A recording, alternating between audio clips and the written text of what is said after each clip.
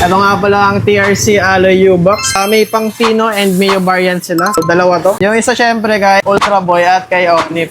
Tignan natin kung ano ba yung kay Onip dito kasi wala pa kasi Ultra Boy kaya kay Onip muna yung kakabit natin pare. Tignan natin ang laman pare. Yun! Grabe! Ang pogi pare! O, di ba? Feeling ko ito yung pang Pino. Malapad eh. Pero kita nyo, grabe, napakaganda o napakadetalyado. TRC yan mga boss. Thank you again, TRC Racing. Alloy Lodi. May sticker sila pare. TRC Racing. Tsaka na natin kapit yung kay Ultra Boy. Dahil wala pa siya. Kailan ka pa babalik, baby?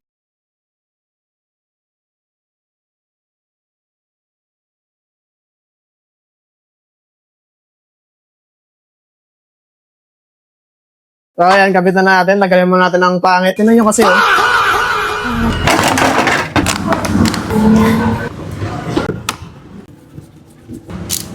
Ginagawa mo. Boss, kakabit na natin ang Alloy U-Box. At ito ang stock U-Box. Yun naman yung pinagkaiba niyan, pare, oh. Napaka-pogi ng Alloy U-Box. Kaya sa mga naghahanap, ilalagay ko na lang rin dyan yung link sa comment section. So, ayan yung taas niya. So, kabit na natin mga boss. Let's go. Tignan natin ang bolts. Pare boy, wala nang galawan. Dito, di pasok yung isang bolts. Hindi ko lang kung bakit. Pero nakikita ko sa reviews, ganyan din eh. Hindi na nalalagyan to. Okay lang kasi alloy na. Dito ulit ng plastic, pag ginalaw mo eh, pag umanong ka sa upuan, iaalog. Eto, kahit anong alog mo. Pare, buong motor na yung aalog. Salpak naman natin yung upuan. Okay. Damn. Pwede pa rin yung gusto ko mate cover pa rin kahit pa paano. O pangit na, sunod tanggalin natin. Ang gulo mo!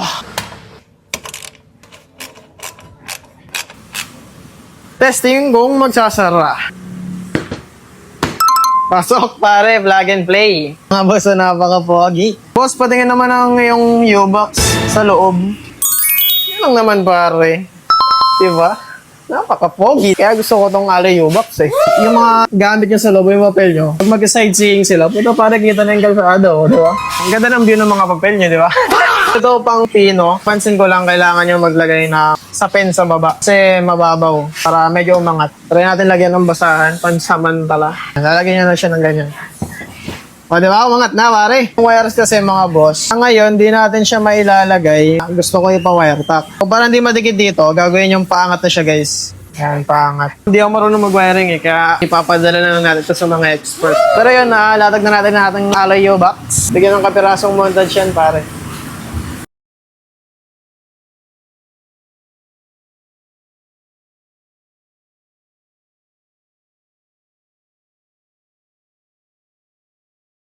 Kita nyo, napaka-pogi nyo, pare. Maraming salamat ulit sa TRC Racing, napaka-solid nyo. Ito na lang muna yung gawin natin. Kung yung nakikita yung wire, kasi kung makikita nyo, ito ang daming wire, pare. Nakakairito tignan, katulad na ito, may kalawa. Gusto ko malisin yung mga yan, matago. Lang mga boss, at sa mga nagtatanong kung saan ko nakuha to, dyan lang sa link sa comment section, may pang Mio pati Pino. So magkaiba silang dalawa. Mas manipis yung sa Mio Sporty. Tapos ang magkaparehas, Fino, pati Salty. Mio, pare-parehas na yan. Mga Sporty, Mio 1, mga ganun, pare-parehas na sila. Iwan ko na lang yan yung link sa comment section mga boss. At paalam. Love ya.